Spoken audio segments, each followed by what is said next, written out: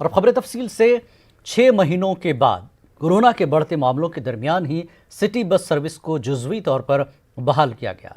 Telangana state road transport corporation की बस आज से दोबारा शहर की सड़कों पर रवा दवा है। कारपोरेशन को सिर्फ 25% बसें चलाने की इजाज़त दी गई है। बसों को मरहलावार तौर पर मुख्तलिफ रूट्स पर इजाफा किया जाएगा। सिटी के अलावा कर्नाटक और महाराष्ट्र की बस सर्विस को भी मंजूरी दे दी गई है। मुसाफिरीन के लिए मास्क लगाने, सैनिटाइज का इस्तेमाल और समाजी दूरी को लाजमी करार दिया गया है। हैदराबाद, राजेंद्र नगर, महेश्वरम, इब्राहिमपट्टनम, बंदागुड़ा, जेडीमिट्ला और मेधानी के आरटीसी बस डिपो से भी बस खिदमात शुरू की गई। वाज़ेह है कि तेलंगाना हुकूमत की जानिब से बस खिदमात को कोरोना वायरस और लॉकडाउन के बायस गुज़श्ता 6 महीनों से मुअत्तल कर दिया गया था। Since March last week, so today we restored city services. Out of 50 we have operated 25 services today, mostly on main routes. Commuters can avail these services without any problem, so they can rely on it. They can travel safely without any problem. कल रात में message दे दिया सुबह से बसां चालू करना बोल के, पूरे गाड़ियाँ ऑपरेट हो गए, 25 गाड़ी बाहर निकल गए। सैनिटाइजर दे दिए, मास्क लगा दिए, अब पब्लिक के लिए भी सैनिटाइजर बॉक्स लगा दिए, बस को भी सैनिटाइजर कर दिए, कोई प्रॉब्लम नहीं। डिपो से मेदीपट्टनम आ गया, मेदीपट्टनम से उप्पल जा रहा, फिर एक एक स्टेज में मैं उप्पल और मेद में शुरू हो गया, उप्पल हिमायतनगर ऐसा ऐसा बोल के जा रहा हूँ। वो पैसेंजर भी मास्क और सैनिटाइजर डाल के बोल के मैं बोल। आप जो from where are you? I am going to Uppal bro.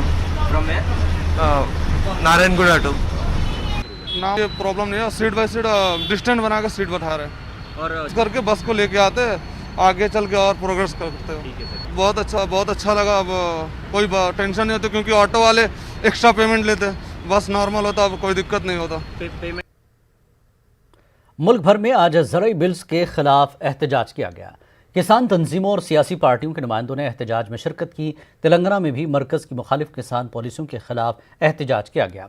Hyderabad के इलाके बशीर बाग पर मुख्तलिफ किसान तंजीमों, ट्रेड यूनियंस के नुमाइंदों और सियासी लीडरों ने शिरकत की। एहतजाजियों ने किसान बिल्स को मुखालिफ किसान करार दिया और बिल्स से दस्तबरदारी इख्तियार करने की हुकूमत से अपील की। बसूरत दीगर एहतजाज के सिलसिले को जारी रखने का ऐलान किया। Because everybody is crying that it is really anti-farmer.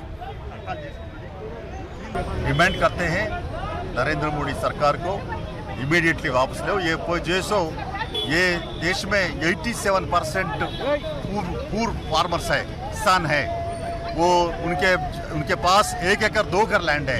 ये जो क्रॉप्स आते हैं उनके पास, वो जो सो बेचने के लिए किधर भी बेचो, दुनिया भर बेचो, बोले तो कहाँ बेचेगा? 2 एकड़ वाले वो उनका पास है सो पैडी मैज वगैरह, उसको किधर जाके बेचेगा? ये धान ये जो सो किधर बेचा? यही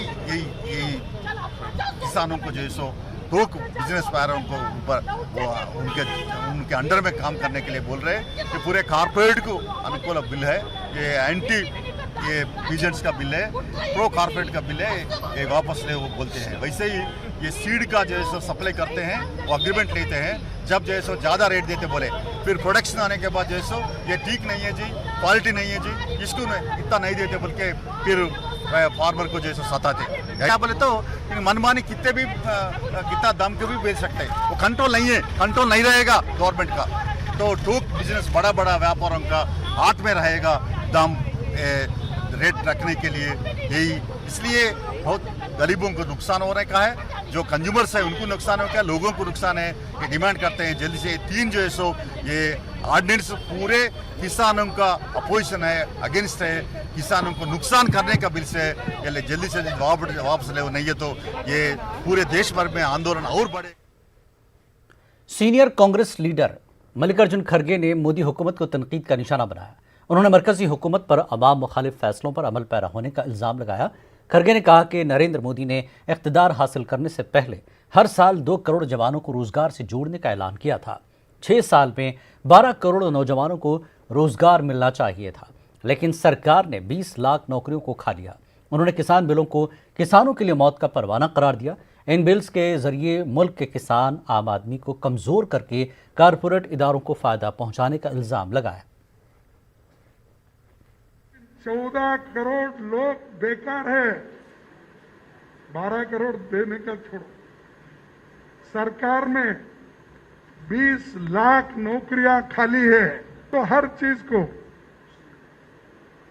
फार्मर्स को एक तरफ कंपनी के हवाला कर दिया, प्राइवेट लोगों के हाथ में दिया, एमएसपी को कोई केयर नहीं किया। या हम जो आज सब आपके सामने कह रहे हैं, ये एक्ट में पूरे चीजें आई हुई है, इसके लिए हम लड़े। तो इसलिए हम लोग एजिटेशन कर रहे हैं। अगर किसी चीज की कीमत बढ़ती तो गवर्नमेंट हाथ डाल के उसको बाहर निकालती होर्डिंग को। अब होर्डिंग आप कितना भी रखो, माफ, 12 खून माफ।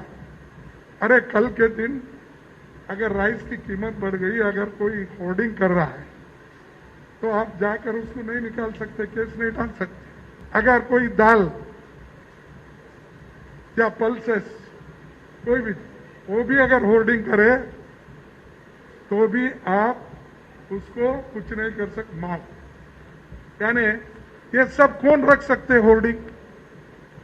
जिसके पास पैसा है, जो व्यापारी।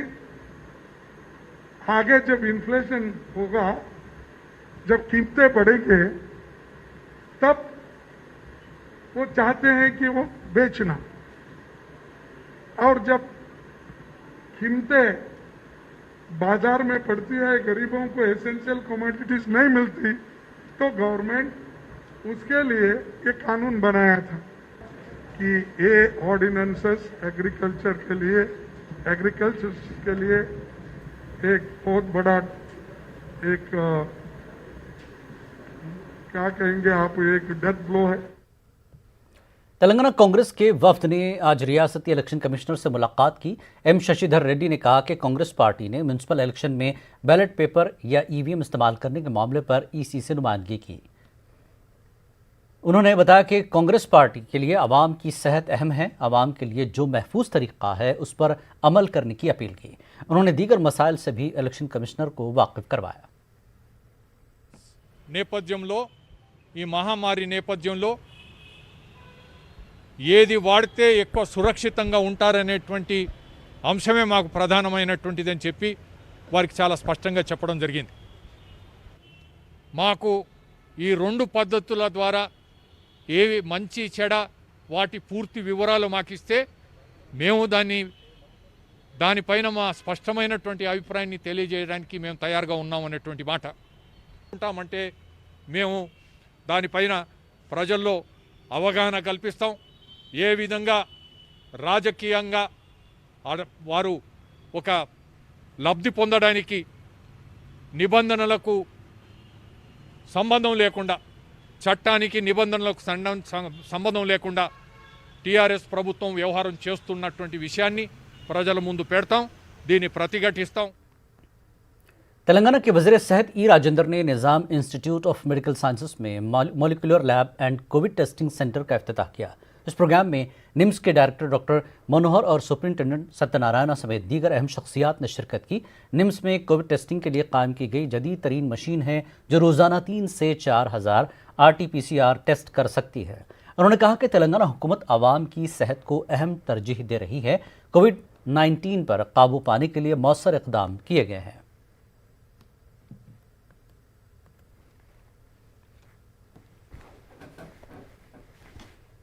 టెస్టులు, కరోనా టెస్ట్ చేసేటువంటి సౌకర్యం నిమ్స్కు సంతరించుకున్నది. ఈ మధ్య కాలంలో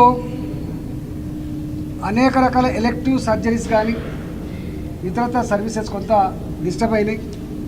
కానీ నిమ్స్లో ఇప్పటికే 1 మంత్ నుంచి మళ్ళీ లివర్ కానీ, కిడ్నీస్ కానీ, గుండె కానీ లాంటి మార్పిడి కార్యక్రమాలు మళ్ళీ కొనసాగుతూ ఉన్నాయి. క్యాన్సర్ కానీ ఇతరత్ర రోగాలు కానీ ఏవైతే ఉన్నాయో గతంలో కొంత డిస్టర్బ్ అంటే కోవిడ్ వల్ల కొంత ఇబ్బందిగా ఉండే మళ్ళీ నార్మల్ సర్వీసెస్ కూడా కొనసాగుతూ ఉన్నాయి. మళ్ళీ ఓపీ పెరుగుతూ ఉంది. అతి తక్కువ కాలంలోనే దాదాపు 2000 నుంచి 3000 ఓపీ నిమ్స్కి వస్తుంది, తప్పకుండా అది వస్తుంది. ఇవాళ 1500 మంది ఇన్పేషెంట్లు ఉండేటువంటి హాస్పిటల్లో ఇవాళ 600 పేషెంట్లు మాత్రమే ఉన్నారు. ఒక 15-20 రోజుల్లో కూడా పూర్తి స్థాయిలో నిమ్స్ హాస్పిటల్ మళ్ళీ పూర్తి స్థాయిలో తన పూర్వ వైభవం तेलंगाना में गुज़श्ता 24 घंटों के दौरान कोरोना वायरस के ताज़ा मुस्बत मामले 2381 दर्ज किए गए हैं और 10 अफराद की कोरोना से मौत हो गई। रियासत में कोरोना मुतासरीन की तादाद 1,81,627 हो गई है, जिसमें अब तक 1,50,107 अफराद की सेहतयाबी के बाद डिस्चार्ज किया गया। रियासत में कोरोना से अब तक 1,080 अफराद की मौत हुई है। तेलंगाना में कोरोना के 30,387 अफराद ज़ेर इलाज हैं। जीएचएमसी के हदूद में 386 कोरोना के ताज़ा मामले दर्ज किए गए। इसी तरह मेडचल मलकाजगिरी में 193, करीमनगर 119, नलगुंडा 137, रंगारेड्डी 227 मामले दर्ज किए गए। बकाया मामले रियासत के दीगर अजला से सामने आए।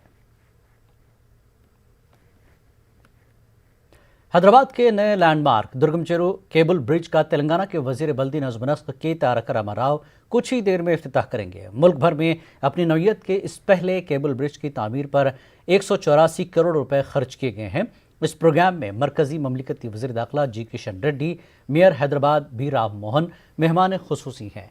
दुर्गम-चेरू पर पानी की सतह से 20 मीटर ऊंचा तामीर करदा ये केबल ब्रिज एशिया का दूसरा बड़ा केबल ब्रिज है।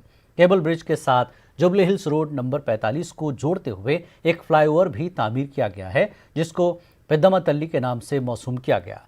आईटी मुलाजमीन की आमदरफ्त के साथ साथ ट्रैफिक मसाइल के हल करने के अलावा हैदराबाद में मजीद एक सियाहती मरकज़ को फ़रोग़ देने की मनसूबाबंदी करते हुए केबल ब्रिज तामीर किया गया, जिसकी तामीरात अंदरून 2 साल मुकम्मल की गई है। मुकम्मल केबल टेक्नोलॉजी को इस्तेमाल करते हुए इस तरह का मुल्क में पहला केबल ब्रिज हैदराबाद में तामीर किया गया है।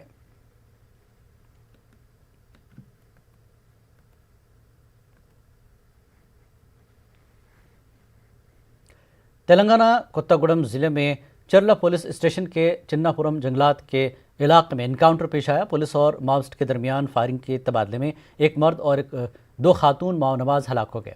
महलूक के पास से एक पिस्तौल, एक 8 मिलीमीटर राइफल, ब्लास्टिंग गोला बारूद और दीगर सामान बरामद किया गया। रियासत के सरहदी इलाकों में कॉम्बिंग ऑपरेशन मनोगोड़ी और छत्तीसगढ़ तक जारी है। पुलिस फोर्स ज़िले के एजेंसी इलाकों में माओनवाजों को किसी भी तरह के मजालिम से रोकने के लिए कॉम्बिंग ऑपरेशन जारी रखे हुए हैं। उधर सीपीआई माओइस्ट ने इनकाउंटर को फर्जी करार दिया है और 27 सितंबर को तेलंगाना बंद की कॉल दी है।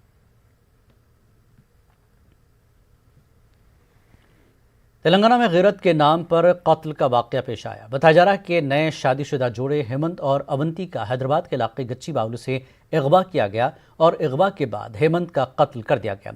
हेमंत की लाश जिला संगारेड्डी से दस्तयाब हुई। हेमंत की वालिदा ने हेमंत के ससुराली रिश्तेदारों पर अगवा और कत्ल का इल्ज़ाम लगाया जा रहा है। हेमंत ने अवंती के वालिदैन की मर्जी के खिलाफ अवंती से शादी की थी। पुलिस ने हेमंत की लाश को पोस्टमार्टम के लिए उस्मानिया अस्पताल मुंतकिल कर दिया। पुलिस ने मामला दर्ज कर लिया है। इस सिलसिले में 13 अफराद को साइबराबाद पुलिस ने गिरफ्तार किया।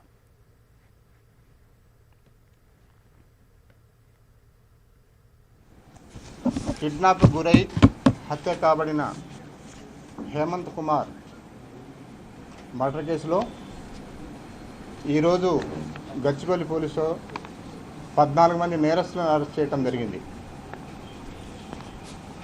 ఈ వివరాల్లోకి వెళ్తే అవంతి రెడ్డి 23 ఇయర్స్ అమ్మాయి, బీటెక్,